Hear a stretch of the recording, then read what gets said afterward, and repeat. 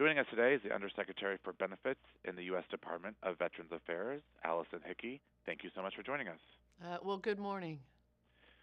So we would like to start by first asking you, how has the VA improved delivery of service to veterans, and what impact does this have? So, the Benefits Administration, which is all the non-medical benefits and specifically the compensation claims, has completely transformed the way in which it delivers services to our veterans, their family members, and their survivors. If you had seen us a little more than 2 years ago, what you would have seen is that we had employees who were touching 5,000 tons of paper manually with little rubber fingertips on their fingers, trying to, in a single year, trying to remember 850 diagnostic codes and an encyclopedia thick book of rules associated with each to make a decision for our veteran on an injury or an illness sustained while they were in military service. That 5,000 tons of paper was like looking at 10 Mount Everest stacked end to end, 200 Empire buildings stacked end to end.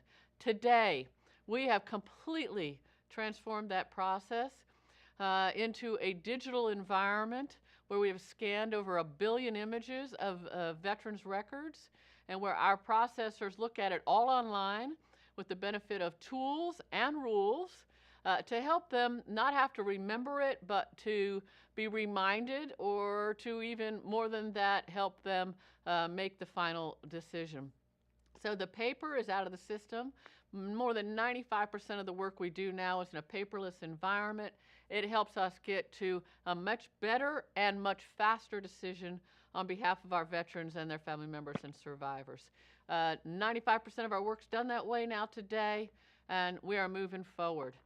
The other thing we have done and built during this same period of time is a way for our veterans themselves to have stronger ownership over their own claim process, along with the support of their veteran service organizations.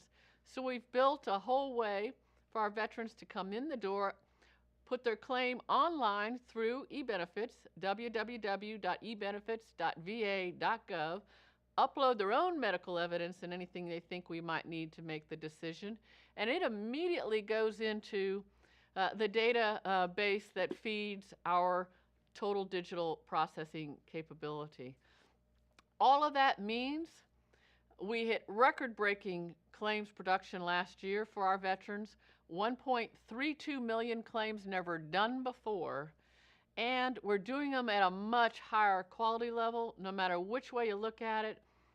Better than 90%, almost 91% by claim level. That's significantly up from where we were in 2011, to 96% if you look at all the different issues inside of each claim.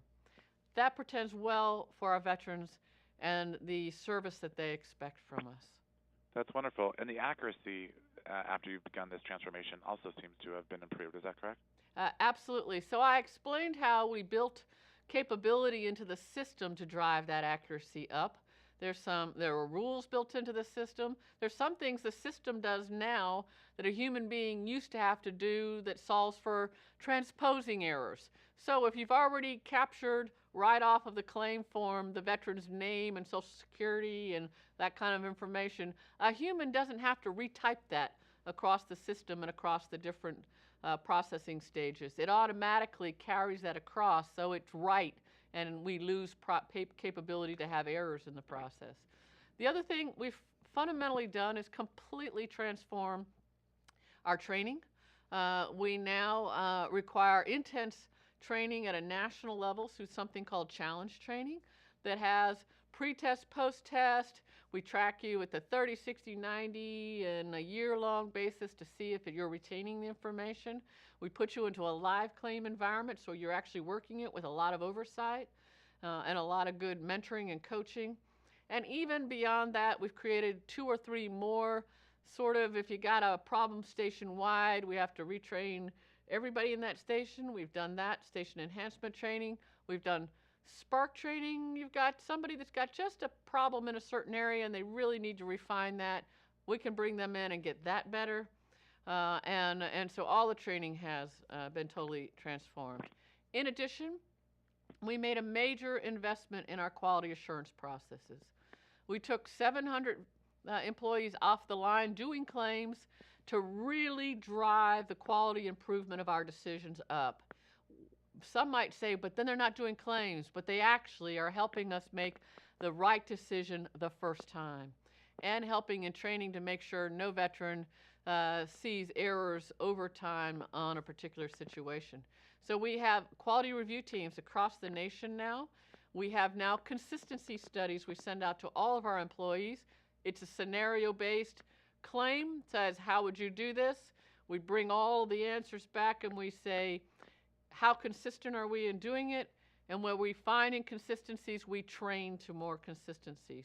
If we can do that by changing some automation in the system, we also do that as well. So those are the kinds of steps we have taken to significantly improve the quality and accuracy of the work we do. Wonderful, thank you. Tell us about the fully developed claim and how that helps veterans, and how does one file a fully developed claim? So one of the biggest things that slowed us down and can continue to slow us down was we have a requirement in law to have certain kinds of evidence to make a decision. We can't just get the form in, say, yep, the form's all filled out, stamp, go pay. Congress and law has provided for us a requirement that we have to have, for instance, all of the medical records from while you were in service. Those medical records might include, your service treatment records, your shipboard if you were on Navy Marine somewhere on a ship, if you went and used contract medical while you were in service. If you had a hospital stay, we would need your inpatient records, and it would also include your dental records and other kinds of things like that.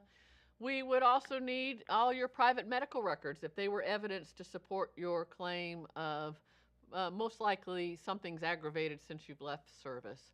We would need your personnel records to make sure the time that you say this thing happened to you in service, you were serving in honorable conditions and in the environments that you said. We have to by law do all of those parts and pieces assessments.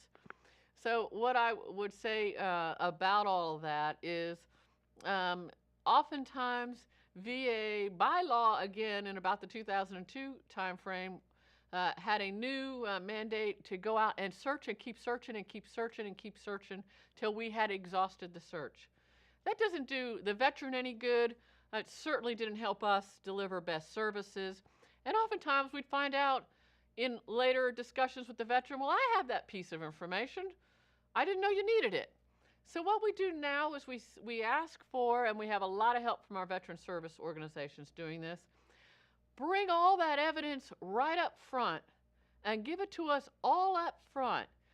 And if you provide everything but the federal records, which we're obliged to go get, you provide your private medical, you provide all your buddy statements and things like that, and you give it to us and say there is no more, and you call it a fully developed claim, we'll go get your medical records and schedule your exam and put you on a fast track called a fully developed claim, which we do faster than other kinds of claims. The one thing I caution our veterans on, once you get on that track, please avoid bringing in something new to the process. We will still take it, but we will have to take you off of that fully developed track and put you into the normal track, which could slow down the decision that you're looking for. So please, that's what fully developed claim is. We've had great success in this area. When we started this initiative in 2013, only 3% of the claims we ever got were in that environment. We now, in the last quarter, have our VSOs bringing us more than 41% of our claims that are in that condition, and that takes a lot of that waiting and looking time out of the system, and it's much better for our veterans. But you don't have to be a VSO to bring us a fully developed claim. If you're a veteran feeling comfortable about filing with us by yourself, you can also bring us a fully developed claim, though we do highly recommend consulting a VSO. And lastly, as wanted to know in terms about education benefits and improving the lives of those benefits, post service and sort of the big picture and helping them transition. Can you talk about that a little bit? Yes. In addition to compensation claims, which the Benefit Administration does, and pension claims, and fiduciary responsibilities, and home loans, and insurances, and voc rehab, and employment, one of the other things that's a large part of the services that the Benefit Administration is proud to do for our veterans and their designated beneficiaries is 7 different education benefits, the largest of which and the best of which has ever existed before is the 9/11 GI Bill. We do more than 5 million transactions a year in our regional processing offices in a couple of our locations out there in the country to help get our veterans into school, taking semester classes, getting their stipends for their housing and their living, and all of which the objective is of converting that great education opportunity into a wonderful employment opportunity on the backside.